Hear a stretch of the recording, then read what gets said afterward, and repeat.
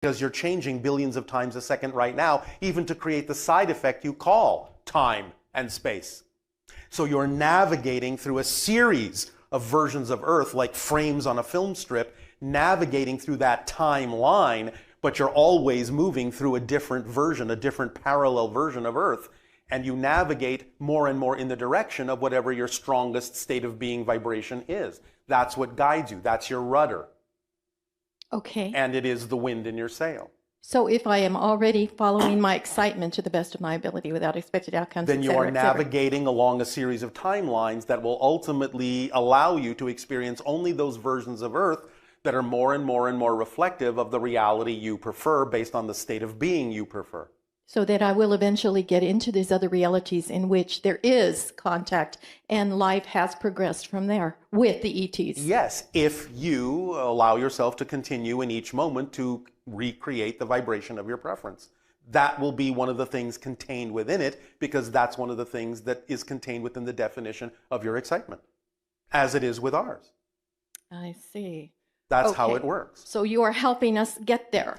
By giving you this information and seeing what you do with it and how much of it you absorb, you then make the change in your own frequency that brings you closer and closer and closer to the vibration of contact. Yes. Okay. Not that you have to. Right, right. Well, but if you do, then you are accepting the vibration of contact more and more into your being. Yes, that's what this exchange is all about. This is one of the protocols of how we do first contact. We give you the option to choose based on the information we share as to whether you actually want to adopt that information or not and have contact or not. It's always left up to you. Mm-hmm. So that those of us who are proceeding along with that 90-day experiment are expressing the fact we want to get into this other reality. That it is a reflection of your passion, yes. Yeah, okay. That it is part of the definition of the reality that you prefer, yes. Okay. These next two are probably not relative to, but I'll ask them anyway. Oh, all so right. Ronald Reagan, who had experienced ET, he had seen him. Is it true that he took Jackie Gleason, his friend, and they observed some things? Yes. Okay. And also, what happened when Admiral Byrd went to the Antarctic to explore some activity that was reported there? What happened? Some members encountered a certain kind of energy portal or vortex that allowed them to experience a shift to another dimension of reality temporarily. Okay, so Byrd was in another reality, but he came back to ours. Yes. I see. So to speak. So, okay. Because, again, everything is actually new, but in the way that you mean it linearly, that was the effect, yes, that you perceived. Okay. But again, remember, it wasn't the same person. Oh, it wasn't the same Admiral Byrd, you're saying? Because every second is a new Admiral Byrd, just like every second is a new you. Exactly. We mean this quite literally. Yes, I know that. All right. Okay. Now, when President Carter was given the information, he was given a briefing about the ET situation. Yes. Why did he become so emotional and actually even put his head on his desk and cried? What was so critical about the information that he was given that caused him to react like that? We have given you the story of the Greys. Are you familiar with this? Yeah. No, wait a minute. Wait. I'm not sure. Please give me a synopsis. Do you understand that the Grey civilization, those beings that you consider to be those diminutive gray aliens, are actually mutated humans from a parallel version of Earth, who destroyed their version of Earth and mutated themselves in that way in order to survive, thus tunneling into other parallel realities to use viable human DNA, since they could no longer reproduce, to create our hybrid societies, which then allowed them to perpetuate their culture. You got that much? Yes. All right. The information is that you were heading down the same path. Do you understand? Destroying ourselves again? Yes, and actually going to replicate that history in your own reality and eventually become Greys yourselves if you continued down that destructive path. So, have we changed our path? Some of you have. Some of you haven't. Okay. Why is it that the CIA is controlling and holding back all of the information? The CIA isn't. It isn't? No, it's a different organization altogether that most of you have no awareness of. Can you say? It has gone by various names, But still, most of you are really not aware of it. Oh, what do you call it? We don't call it anything. What do you because think we we don't call focus on it. Oh, okay. So you don't want to tell me what it is, so I won't focus on it. Is that correct? Correct. Okay. Why has why have we gone back to the atomic bomb to then start our transitioning in this reality? What are you talking about? Well, isn't it true that the transition began basically when the atomic bomb was dropped? But what do you mean by going back to it? That we are changing, that we are, our technologies are changing, we're growing, we're realizing different things. Yes, but what are you asking? Why did the timeline start? What was so important about the dropping of the atomic bomb that started the transition? You what the effects would be and allowed you to understand whether or not you really wanted to continue down that path. I see. Okay, so that was to give us a picture of what could happen if we keep going where we're going. Yes. Therefore, all of if the world tries not to drop another one. However, it's been many, many years since that idea of global thermonuclear war would actually be possible. Because it has also been demonstrated by many beings from other civilizations that you would not be allowed to launch such a war. Now, it doesn't mean you can't have isolated nuclear strike here and there, terrorist acts and so forth. Mm-hmm. But global nuclear war, no, because it will not be allowed. Because a global thermonuclear war would rip through the fabric of different space-time dimensions and affect more than just you. Right. So your military has been shown many, many times by different space vehicles of extraterrestrial origin hovering over your missile silos that we have the ability to completely scramble and erase your launch codes. Yes. This has been shown many times. Yes. So global nuclear war is not in the cards for you. Okay. The machines just don't work. The buttons don't work when you're... The missiles won't launch. Go. Yes. Another concern is that the media... the motion picture industry right now, when we're talking about, open contact and stuff like that, the movies that are coming out, they're like Colony or whatever, they're showing the fact that there is contact, but there's so much, they're fear-based, and that concerns me because we don't want to have a fear-based society. It's interesting, though, isn't it, that those are the ones you gravitate to instead of the ones that give you a positive message? Right. And they're so fear-based. No, do you understand what I'm telling you? No. I don't. Actually, to tell you the truth, I only saw a commercial of the Colony, but I haven't. But you're focused on it. I'm asking the question about it, yeah, because I want to understand. Is there a force working against? Those that will gravitate to that will gravitate to that. Those that won't. I see. Choose what you prefer, vibrationally speaking. And that's exactly what I wanted to hear. There is a contact film that exists right now in your society that actually will give you a much better idea of the depth of what a real interaction with an extraterrestrial civilization would be like. It's called Arrival. Arrival. Okay. It's in the theaters? Thank you. Right now. Right now, great. I will look at that. Allow your energy and your vibration to align with ideas and stories like that instead. Okay. And that will make all the difference. Okay. Instead of focusing on what you typically would call conspiracies. Okay. Because that will take you down a path I guarantee you do not want to walk down. Right. And you must understand, as we have said before, the beings that you are on your planet assigning great power to don't have as much power as they would like you to believe they have. But they do control media in a way to make you think they do. So don't play the game of falling into what they want you to believe they're able to do that they're actually not able to do.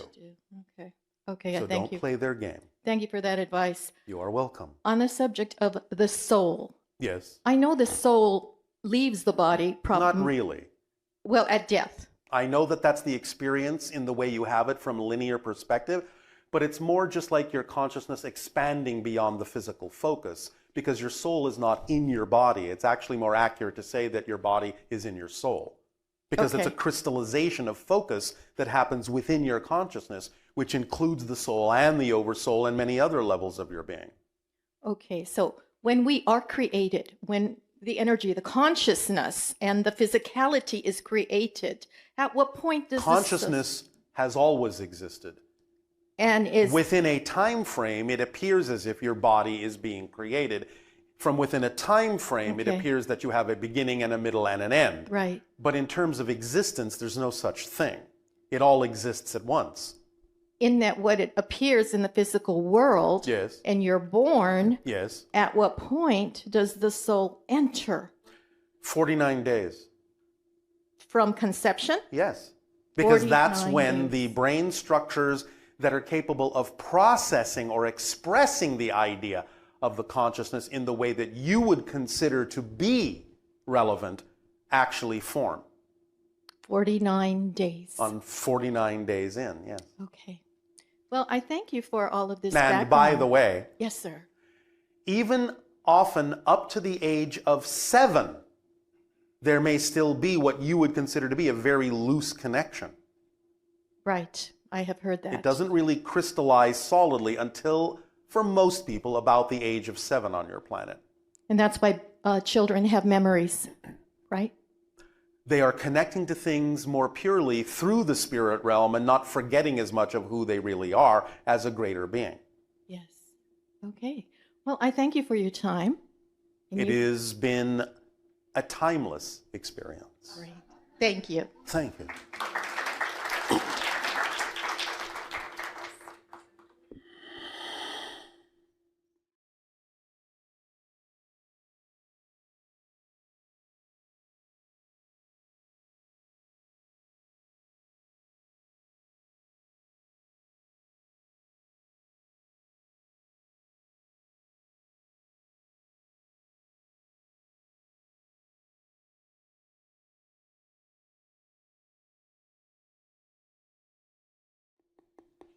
Hello, Bashar. And to you, good day. So grateful for this interaction today. As are we, in deep appreciation of all the interactions that we have with each and every one of you. And I'm more grateful because it was so synchronized that most of my questions were just answered. Thank you for your synchronicity. But I still have a few. That's questions. all right. On the subject of parallel realities that you were just talking Yes, about. parallel reality. Yes. And you were talking about the ripples, I mean, the effects of the other realities ripple into the other reality. Because of the collective consciousness creating senses of continuity that connect those things together, yes. So let's say, for example, this is where I need clarification. Yes. Let's say in this reality that I'm focused in, I'm afraid of swimming. Yes. Does that mean that there's a possibility that in a different reality I had an experience? That version of you might have had an experience that you're connecting to play out and use that experience to explore whatever themes you're exploring here. Because somehow you believe that making that connection to that experience will serve you. Yes. Okay. So then, how Yes. do I know that? How would I know that that specific thing is something that's serving me? Well, again, it serves you because it puts you in touch with the idea that you have a belief that is generating the fear. Oh, I see. And you use the fear as a messenger to let you know you have a belief you're unaware of. So sometimes you will make these connections to generate fear that will then reveal to you certain beliefs you didn't know existed within the matrix of your consciousness. Therefore, it's doing you the service of pointing them out like a spotlight. And then you can ask the question, oh, what would I have to believe is true in order to experience this fear? And then you can let the fear go because it's done its job. But you will connect sometimes to other realities that might be exploring similar themes, but have had an experience that will induce fear in you to point out a similar belief system within yourself. I see. That's one way to use parallel reality connections to your advantage. So the experience or the purpose of shape-shifting, does Yes. that also help us experience more different Of course. energies then? Because or? once you learn the idea of shape-shifting and you shift into a form that is different than what you think of your natural form, you're going to start to know what that form knows, think like that form thinks, behave like that form behaves, and you're going to learn a lot that way. You can even match a frequency. Now, we've talked about different ways of doing this because this is the basis of telepathy, that you don't read another person's mind, but you operate on a similar wavelength and have the same thoughts at the same time synchronistically. That's what telepathy actually is. So the idea of shape-shifting is a further demonstration of that by actually becoming, in a sense, a version of them that is almost identical physiologically by taking on a parallel reality reflection that makes you look like a twin of someone, and then you can understand them completely because you are being a version of them, and you know exactly what they're thinking, and you know exactly how they feel because you are a version of them. So it's a way to learn how to empathize, connect, have compassion, and learn many things from a different point of view. It's the ultimate way to walk in someone else's shoes by actually becoming them. Do we actually do that unconsciously here and there, or we here haven't? And there, yes, you can, but you simply don't express it in the way that shapeshifters do, physiologically. Oh, I see. So it's the consciousness that's basically experiencing that? It's the experience of the consciousness. Yes. You're just adapting a reflection and imagining the reflection to actually be your reflection so that you see yourself as something else. And then you will think, feel, and do the things that something else does. Okay, great. It's a very, very strong way to learn about the world, about reality, about the universe, about the multiverse. Very nice. Yes. Very exciting. That's why it's exciting to go through the 5 levels of mastery. One of the reasons, anyway. Does that help you? Yes, it does. Anything else? Yes. I know in the past channelings, you have mentioned that I know everything changes, but there is a probability of 88% of a series of events happening. At the time of the reading, that may be so. Yes. But as soon as the reading is done, the probabilities may change, especially because you've been given the information of what the reading was, which can change the reading. As I said, these things aren't static, they're dynamic. Mm-hmm. There's no such thing as a prediction of the future. There's only a sensing of the energy that exists at the moment the prediction is made, and being aware of what the energy is, depending upon what you want to do with the information you're given, can change the energy and change the probability right at that moment. A prediction being made can instantly render itself obsolete if you don't prefer what the prediction said. So what changed the course of many things possibly was the knowledge of knowing the event, the probabilities, and then focusing it on a different level? Yes, because if you hear a certain prediction about what the energy is at that moment, and it's not something you prefer, you might start changing the energy by doing different things. Or if it is what you prefer, you might reinforce it and allow it to continue to manifest. But these things happen almost instantaneously in a variety of ways, and it depends upon the individuals and the groups and the mass consensus as to exactly what part of it any one of you might experience, if it's relevant for you to continue to experience it or not. So is it probable then that many events that were probable at that time has already changed? Yes, in a variety of ways. Now, certainly, one that had a lot of momentum behind it, and what you're now seeing the results of, is that we told you that everything would change in the fall of 2016, and certainly you see a lot of evidence of that right now. That's an overall energy that was unlikely to change because the probability was so high. But there are many different ways to interpret the after effects and many different ways to experience the after effects. You can use any of those after effects to your advantage if you maintain a positive state of being. So can we say that, let's say, in my reality, my president would be a different president than someone else's? It most likely won't need to be that extreme. Mm-hmm. The idea that would be the path of least resistance is to not care who the president is and just use the vibrations to your advantage in whatever way you can, similar to the analogy we already shared with all of you, which we will repeat again now. You could say by definition that you felt you were traveling in a boat down a very placid stream and everything was smooth and everything was going along, and now suddenly you're in the middle of rapids. But the point is, if you maintain the positive definition and maintain your balance and learn how to ride the rapids, the advantage you can get out of the rapids is that you get downstream much faster. So you can take advantage of the disconnection and the breaking of the status quo and the disorientation by learning how to balance in that new reality of rapids so that it would actually be capable of being used to your advantage and accelerating you faster than the placid stream would ever have.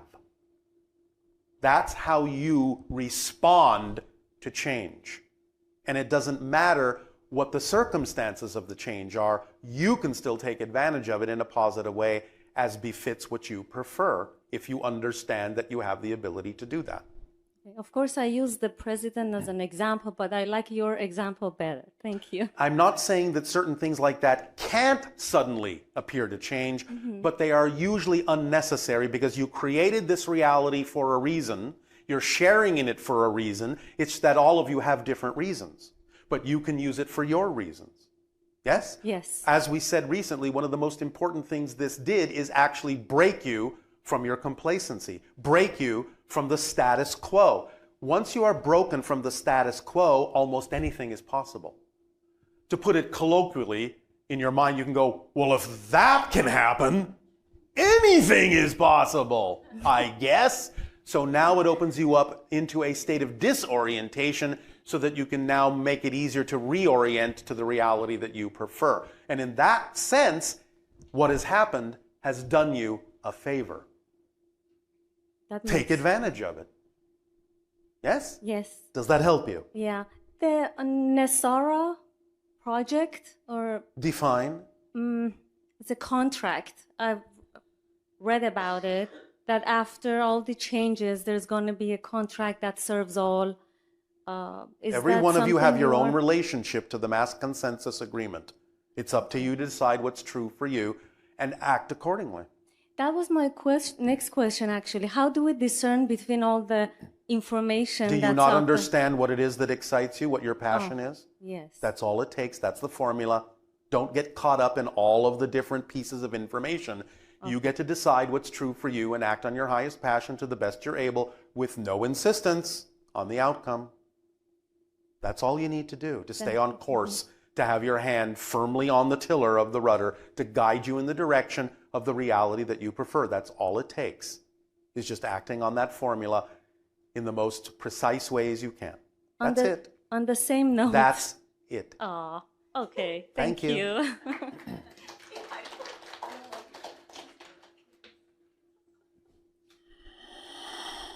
Hi, Bashar. And you good day. Hey, okay. So the first question I have when you were talking about how, you know how we ultimately create reality on one level? Yes, I do know that. Yes, so then how do you then connect like what you agree with on a collective? I just told you. Just now? Just now, I just told you, you act on your highest passion. When we talk about the fact that that's the formula, what part of that do you not understand? That's the formula. There is no other formula that we will give you to answer a question in the manner that you've asked it. Okay. That's the formula that allows you to engage with the mass consensus agreement in the way that works best for you, being your part of the mass consensus agreement. Gotcha. Does that make more sense Yep, now? that makes sense. You're being your puzzle piece in the shape you were made to be.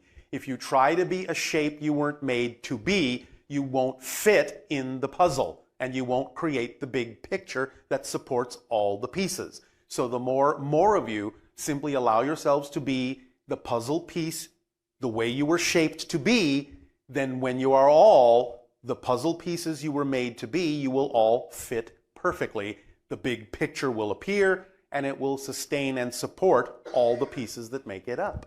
It's only when you try to be a shape you're not that the whole picture can't come together. Does that explain it? Yes. Anything else? Well, the other thing I just wanted to share with you Yes. is The biggest thing that I was feeling really stuck in just trusting the process of following my excitement. Oh, all right. How exciting for you. But what made a huge difference for me has been listening to your whole talk about how to use your higher mind. All right. Well, thank you for making a difference for yourself. Thank Yes. you. But We are happy to share the information, but it won't really matter unless you decide to apply it. So we thank you and appreciate and congratulate you for making the difference for yourself by applying it. Well, thank you. It really has made a difference. And Of course. I've seen it actually allow more things to synchronistically show up. There will come a day, here's another prediction. There will come a day when finally you actually, all of you, won't be surprised that when you change your understanding, that things will actually change. Right now, many of you still sound surprised. Hey, I did this and it worked. What do you know? Yes, we know. That's how it works. It really is just an instruction manual we're giving you for how the machine works. That's all. So don't be so surprised that when you flip the switch, the light comes on. Ooh, how did that happen? I flipped this switch like Bashar suggested, and oh, the light came on just like he suggested. It's a miracle. No, it's just how it works. But It's Bashar, just physics. How come it seems like sometimes you think you're trying something, but then it doesn't work? Because you think you're trying it instead Okay. of actually doing it. Okay. There is a big difference between making it, in a sense, theoretical and really making it your truth. What you know to be true. Yes. Big difference. Gotcha. Vibrational difference that may seem very, very small can actually create a completely different reality experience. I know. Because the vibrations are very fine-grained and the slightest difference is an entirely different reality. I noticed. There you go again. See? I noticed. Yes. Like a huge Yes. shift. As we have given you the analogy, because now things have accelerated to the point where the tiniest thing that is out of alignment will freeze the entire experience until you clean out that speck of dust. And that cleaning out of that one speck of dust can make all the difference in your experience and create an entirely different experience. Is that for everybody? Yes. Okay. No, except for you. No. I feel that way completely. All right. Bashar, Yes. can I talk to Willa about my hybrid kids?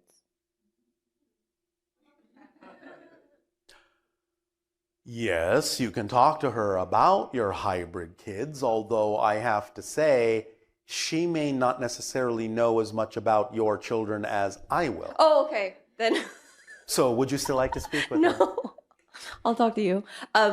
Can you just give me whatever they want to share with me that would help me connect with them? Or You may use the image of the spiral seeds in the center of a sunflower and meditate upon that image, and you will find that it will put you in the vibrational state to be able to receive clearer communications in your bond with them. thank you. You're welcome. Thank you so much. You're welcome so much.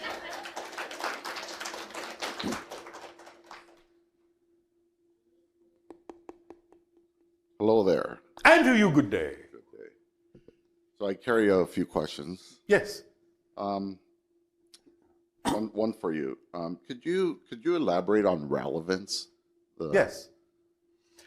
Many people are looking to create certain experiences in their lives, but only certain experiences are relevant for the theme that you may have chosen to explore. Now, nothing is impossible.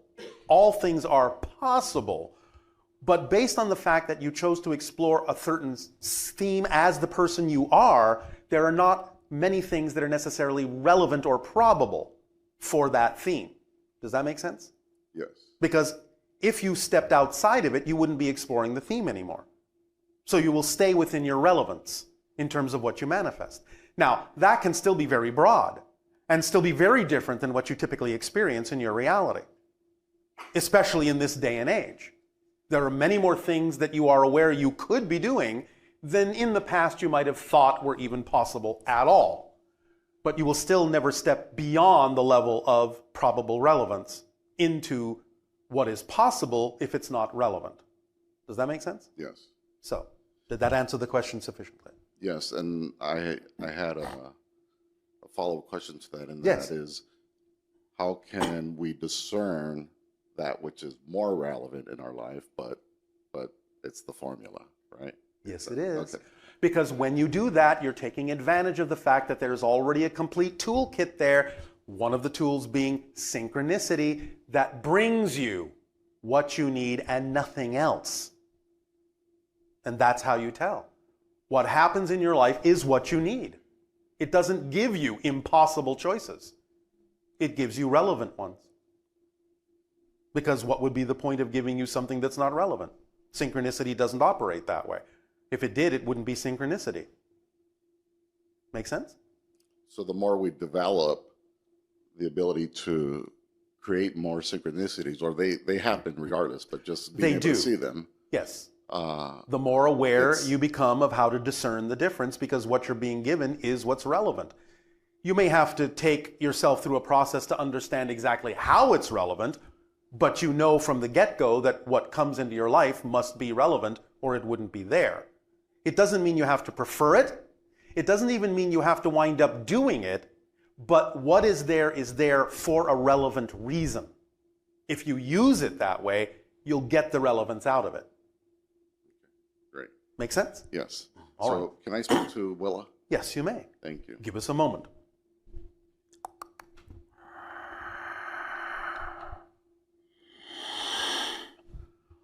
All right, what's on your mind then? Hi, good.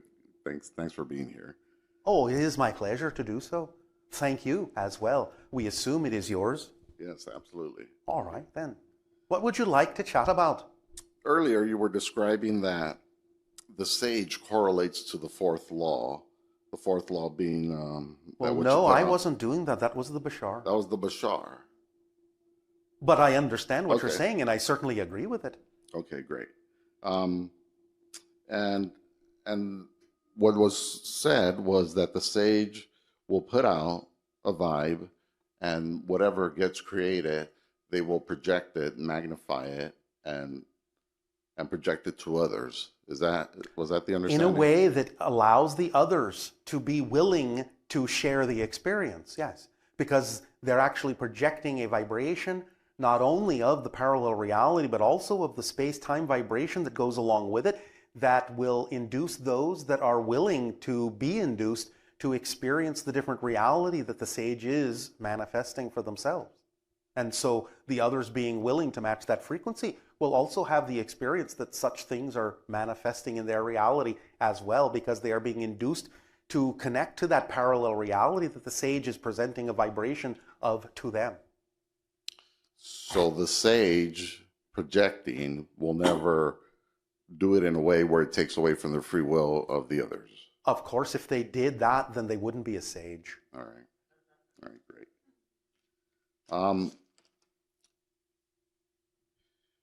You were speaking about the elements earlier? No, the elementals. The elementals. Elements are different, you know. Yes. Elementals are the beings. Are elementals attracted to gardens, or do Many of them are, yes. Remember, they are nature spirits. Therefore, they will have their own communion with the vibrational consciousness of things like plants and so forth. They can commune with them. And does the fact that there's life in the plant life, living There's vibration, life in everything. Okay. Even a rock is life, just not as you know it. Okay. So do gardens themselves, the plant life, make it easier for us to perceive them? They are giving everything they need to give. You're always being given everything that you need to be given. It's about paying attention to what you're being given more precisely. Because no more can be given to you than is being given. Nothing is held back from you. You have to open up and recognize what it is you're already being given. It's on your end. Okay, great. Now, that doesn't mean that you will be given things that are not appropriate for you to be given. Appropriate being another word for relevance? Yes. All right. Okay. Is inherent in the name hill crossing, is inherent in there she who crosses hills? It is simply from the idea of an evolvement of the willow tree and the helichrysum plant. Helichrysum plant. Okay. Okay. Not aware. But I have crossed many hills Right. in my time. Okay. The fact that you're telling us more about the elementals, do they get excited about that? Do they Some of them prefer do. that? Some of them don't. Some of them don't care at all. Okay. It just depends. Because they are their own beings and they have their own preferences as well. And they have their own understanding of what it is that they need to do and not do in life, and who they need to and not connect to in life as well. In the stone speakers, you spoke about, Bashar spoke about the fact that we can get information from them. We can actually communicate with stones. Absolutely. As I said, it's all alive in a different way. So the fact that we can connect with them and get information from them, do stone elements speak to the elementals? Elementals. But do the stones speak to the elementals? And if they do, what kind of communication The do they have? stones are always speaking. The elementals are those that have the ability to know that and hear that, yes. And what do they Everything share? is always speaking, in a sense. So what do they share amongst each other? The stones and the elementals? Yes. Well, of course, it'll depend upon the elemental, and it'll depend upon the stone. So, an example of such a communication might be that an elemental, let us say, such as a puka. You understand? I don't know what a puka is. A puka is an elemental shapeshifter that sometimes is known to be a little bit mischievous. What you might call a trickster energy. Okay. You follow? Familiar with this, yes. Then the idea is that the puka might communicate with a stone and might agree with the stone to play a certain trick on a person by placing the stone in a spot and then placing the stone in another spot without the person knowing it, so that the person wonders where the stone went. And they will play this game over and over and over. And they will know that even though they are being mischievous about it and making the person seem a little bit confused, they also know on another level that being the trickster, they are training that person's consciousness to be able to look at things in a different way and expand their ability to find the stone, not by looking from one place to another, but by looking more broadly. So the stone and the puka might play that game together. Okay. That's just one example. Okay. I think that's it. That's all I have. So All I right, appreciate then it. thank you Thank you for being here. the chat. We really Thank you. appreciate it. Thank you.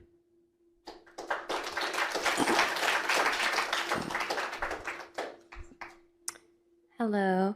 And good day to you, dearie. Good day. May I speak to Bashar? Absolutely. Give us a moment then, would you? Sure. All right then. Yes. Thank you, by the way. How do you differentiate or balance following the formula and doing something because it's your highest excitement and something that's maybe not necessarily healthy for your body in the physical realm, or what's looked Well, at again, as unhealthy? what's the definition that you're calling your excitement? Is it really a true definition of your excitement, or is it an expression of anxiety? Because if you're really honest within yourself, you can tell the difference between your true excitement and your anxiety that you might be glossing over because you don't want to face what it might be showing you. How do you figure that out? Can't you tell the difference between when you're anxious and when you're excited? I don't know. Really? Yeah. All right. If I tell you that I'm about to give you an ice cream cone, are you excited or anxious? Excited. If I tell you that a great pit is about to open under your feet and you're going to fall 1,000 feet onto some spikes, are you excited or anxious? Anxious. I think those were the answers to those questions. But do you feel the difference? Maybe. I don't think so. Really? Yeah. So you are just as excited about falling onto spikes as you are about receiving an ice cream It's cone. more of just like an acceptance of it. I don't know how to... Acceptance is a different idea, a very different idea. You can understand how to neutralize these things, and that may be what you're doing. And that may be right now why you can't tell the difference, is because you're actually exploring the concept of neutrality. Okay. And that's all right. That makes Because that's a sense. limbo state. As we said, you're breaking from status quo. One of the symptoms is to go into a limbo state and explore the concept of balance and neutrality. And in that state, it may not be relevant for you to tell the difference right now. But when you emerge from that state and recrystallize yourself, you'll know the difference. When it is important for you to know, you will know. In your life, at some times, you must have been able to tell the difference between excitement and anxiety, yes? In certain circumstances in your life? Yes. And it was clear what the difference was then? Yes. It will be clear again. But you may simply be going through a neutralizing state at the moment, which is part of the process of changing and elevating your consciousness, and that's all right. That's okay. Of course. And if you have compassion towards someone that, like a family member, how do Yes. you get them to receive something? You that can't get them to receive anything. You give off the vibration and allow them to choose to match it or not. So Allowance is the key. how do you deal with it if they're not accepting that and you're sensitive Then you're to not it? being allowing, are you? Do you want people to allow you to be who you prefer to be? Yes. Then you have to allow others to choose to be who they prefer to be, even if it's not vibrationally compatible with what you prefer, don't you? Yes. Because if you don't allow them to choose, why should they allow you to choose? Right. Yes? Yes. You're only going to get a reflection of something you don't prefer, not being allowed to choose who you prefer to be. So, if you want to allow yourself to be who you prefer to be, you must be in the vibration of allowance, and that means you need to allow everyone else to choose, regardless of whether it's something that is vibrationally compatible with what you prefer or not. Because again, remember, everyone is an infinite, eternal, indestructible being. Who cares if they choose or don't choose it in this life? Right. Yes? So if you are in this neutrality state and you're reaching this new sense of consciousness, how do you then reach the next, like, be in touch with that higher, that You next keep step? acting on the formula to the best of your ability. You keep discovering what beliefs within you are no longer relevant and let them go. You keep streamlining yourself. Okay. And what's the significance of 33? Well, there are many significances to that particular frequency threshold. It is a time of great transformation in general, representative of a change in life, where you're going from a form of childhood into a more mature state, vibrationally. But it is a very transformational idea. But it is also a synchronous idea. Any kind of numbers or colors or anything that you use as a symbol to repeat that way will simply be road markers to let you know that when it pops up in your synchronicity, you're in the correct vibration at that time. You're in alignment with the path that you are. Okay. Does that help? Yes. Thank you. You're welcome.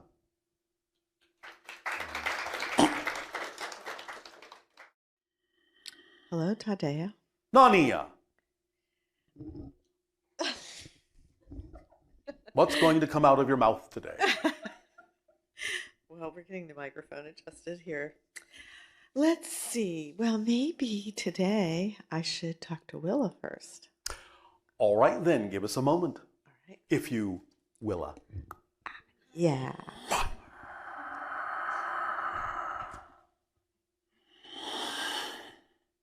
Good day to you, dearie.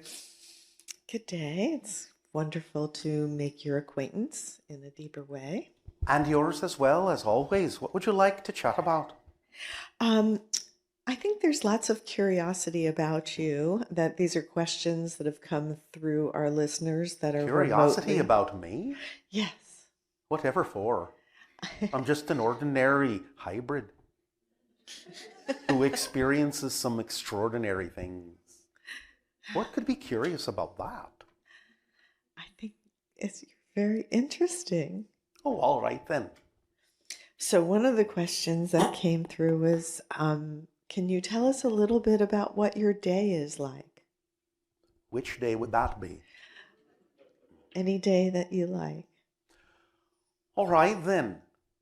There will be days when I will cross the Marrowbone Bridge outside Port Dublin and wander through the streets and allow myself to pick up on the vibrations of the different humans and hybrids and elementals and xenos that may be walking around through the Port Dublin on that day. And then I may sit myself down on the edge of the bridge and dangle my feet high above the canal that runs beneath. And I may absorb and let myself drift in those vibrations for a while. Then I may get up and cross the bridge back into the yew forest that is nearby, full of the yew trees and ash trees that I have come to know so well. And then I may allow myself to merge into the vibrations and communicate with those beings for a while. And I may pick up and absorb what they have to say and carry that with me back across the bridge in a variety of ways, and may decide to go off through one of the shaddocks to a different place, either in Ireland or somewhere else in the world. And I may then meet others as well, and I may decide to play some games with some of my friends. It can be that, and it can be very different than that. Anything else you would like to know then? It's kind of fascinating because that's how I spend the day sometimes. Well, many of you are beginning to take on these qualities in preparation for, again, what will be experienced in a slightly different way, but from which now you're forming the basis to have those experiences in a more magnified way. Yes. I mean, speaking to or communicating with animals and other species Yes. is so amazingly fun. I would heartily agree with that. I mean, it's such a driving aspect of being here on Earth, because they're so fascinating. It's like every creature has its own perspective, its own personality.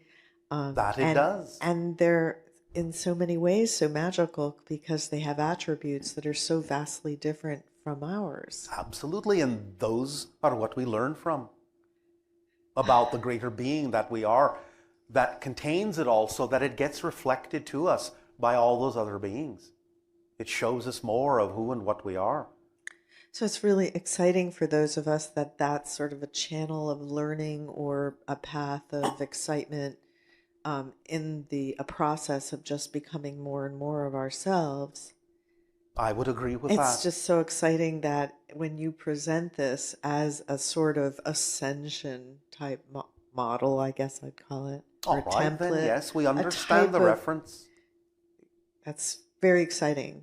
Yes, it is. I think that traditionally the ideas of becoming more of yourself involves more esoteric kinds of things, like studying a certain modality or meditation, or, as opposed to the fun idea of just having communication with species that are different from your own. Well, you can do both.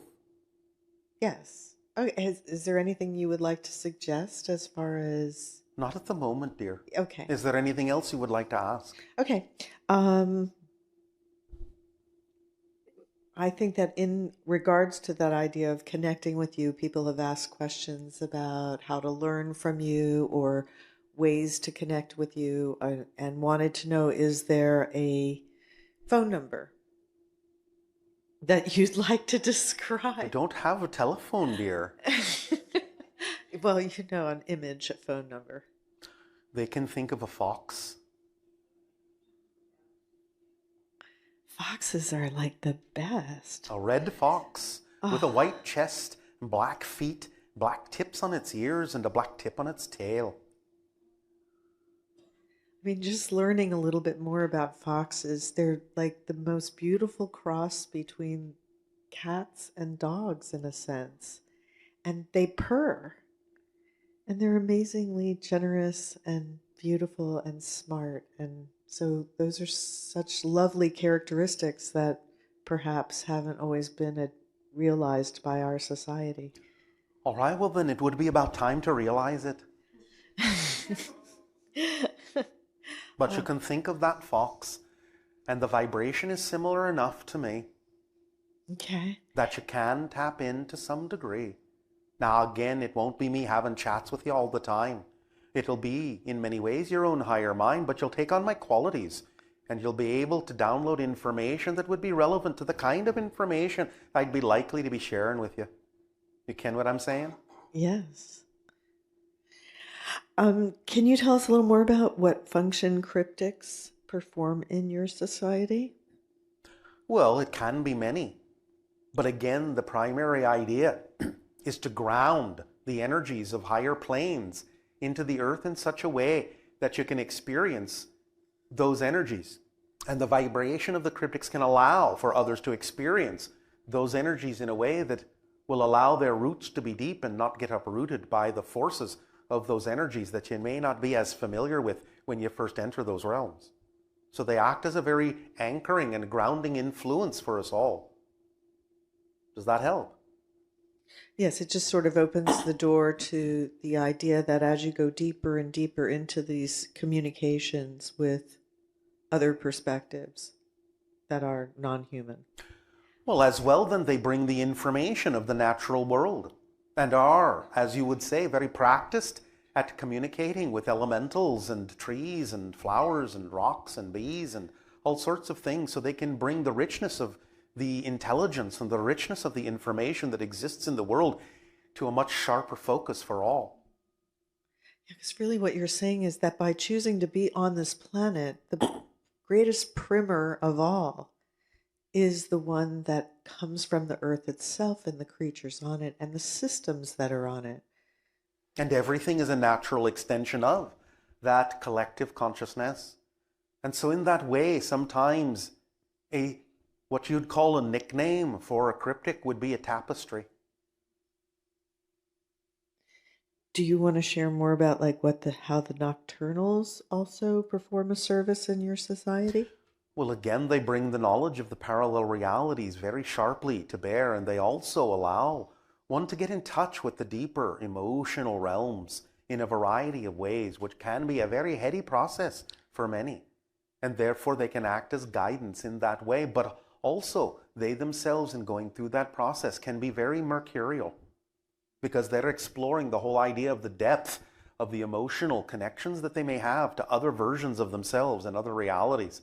It is suddenly like being able to really sit down and have a gathering with all of the different multiple personalities of your being, and attempting to sort them all out can be a little bit confusing at times. So nocturnals sometimes are a little bit mercurial with that, because they don't always necessarily know whether they are talking to you or talking to another version of themselves until they sort it out as they approach the shapeshifter stage. It's so interesting how it's like learning how to navigate the dream world in some many senses, ways. yes, which is why they are called nocturnal, for they are looking into the secrets of the night and the secrets of the dreams that lead to other dimensions. And the sage? Well, you're skipping the shapeshifter. Oh, sorry, the shapeshifter. They don't want to be left out. No, yeah, okay. But again, they bring the manifestation of the blending of those other aspects of their being into physical reality, so that you can understand that it is more and more that the one is all and the all are one. They are an exemplification of that law in a very physical way. And again, allow the vibration to connect us to all that is in a much stronger way. You have heard the Bashar talk about the idea of the epsilon spheres around his world, yes? Yes. That put out a certain vibration that keep them stabilized into synchronism. Well, the shapeshifters, by pulling in the actual manifestations of other parallel realities, will imbue the earth with the idea of more ability to connect to much more of ourselves from the oversoul level. So it enriches us greatly, and all those who choose to partake of that vibration, to tap into the oversoul consciousness in a much, much more crystallized way. Then moving into the sages, as you were wont to ask, will expand that in a very, very full way. You might even equate it to the idea of merging into the vibration of the oversoul of oversouls. And so you're seeing from a much higher perspective, the vibration is there for you to really understand that you are all these things, and that everything is a reflection. What you put out is what you get back. That everything is truly a reflection. Everything is truly a shard of the shattered mirror. That you become that shard in your mind. That you understand that you are standing in the middle of all other shards that are reflecting to you other versions of yourselves, and you can experience this in a very physical and visceral way, especially through the use of the Divinorum, if you know how to handle it properly. Then the Wraith is something else again. We won't go there for now. It seemed to be coincident with change is the only constant. Yes. And in a way that you have to be very, very prepared for. In a way that is very rare. Many sages do not go there, and some that have will never go there again. You have to be in a very specific state to bridge those realities in the way that a sage and a wraith exist side by side as a double person, both matter and spirit. It is similar to the idea that the Bashar has talked about being quasi-physical, but it is also a very different experience because it's happening in a different world, in a different way that has a different path and experiences things in the symbols that they need to understand. And so it is something quite different than the way that the Bashar's world experiences quasi-physical reality. It is a very, very, very powerful balancing act, and very few are that balanced. But once you are, it can be extremely rewarding. But you have to also have the absolute flow and balance of communion with the elementals, because they're the ones that actually bridge the physical and the spirit in a very different way. And for a person that is alive to be able to do so is quite an art. I'm really starting to see how being centered and balanced is such a important requirement of reaching different levels. And even on our level, the idea of great change all at once creates disorientation, like the way everything just changed in the last few weeks. And if you think that you're disoriented through the changes you're going through, just imagine what the disorientation is like going from a sage to a wraith. Many beings have attempted this, and some have succeeded and some have not, and some have turned into what we call the banshee, the wailing spirit that moans for itself, trapped between the living and the dead. Yikes. Now, this again is just another way to experience the self within the all that is, of course, for all are eternal in that way. And there will, in some way, shape, or form, be a transformation that will take place eventually, even for the banshee. But while the banshee is the banshee, there can be many different kinds of experiences that the sage would not necessarily have preferred to experience. And therefore it is a lesson for them in a variety of ways for those that choose to walk that path. Would it not be just like when a human dies and they believe they're going to go to hell, and then they find themselves trapped in some way, and all they have to eventually realize is that when they change their beliefs, they will emerge from that state? It has a similar aspect, but it is not the same. It's very intriguing. They actually, in some senses, in the transition from the sage to the banshee, are actually opening up what you might call portals to other dimensions and allowing there to actually be overlaps that can be experienced by others around the banshee in a way to disorient others into realities they are not prepared to enter. They carry with them those rents in the fabric of space and time, as if it is a cloak that they wear. And contact with a banshee can throw you, as you would say, willy-nilly into another dimensional understanding that you may not be prepared or balanced to receive or process properly. And how does that align with what Bashar has shared about you have to be the vibration of something? Like, obviously, these are individuals that are at a very accelerated frequency state. In some senses, yes, and in some senses not. Really? Because then they become crystallized and frozen in that state. And it is, in some senses, like what you would consider to be a repeating loop for them. That's pretty stunning. Yes, it can be. And is that part Nevertheless, you can communicate if you know how with the banshee, and you can learn much from them. And at this point, we have also learned that there are ways that can help them, but it requires those that have the same kind of marker that I myself possess of the Anu gene. There is something within the Anu gene that can help transform the banshee back into a mortal sage, or allow them to process themselves and go on into spirit. But it again is something that requires a great art, and it is a rare thing. Oh, my goodness. Even in our day. Eventually you will find that it will be something more common, but it is still a rare art in my day. It certainly shows that having humility with regards to different levels of consciousness is a good idea. That would be one of the fundamental keys then, to stay in your humility. Yes, we would agree with that. And now we also sense that it might be approaching time for you to have your break and your holotrope meditation, which will be given to you by the Bashar. Okay. So please enjoy your break. And it has been the greatest pleasure for us to engage with all of you. And in the spirit of winter, we wish you good relations with the winter spirit, and the happiest of your holy days. We thank you and our unconditional love to you all, and allow yourselves to please continue to bake my cookies, for when you come out of your oven, you will be sweet and delicious. So we thank you, and please now enjoy your break.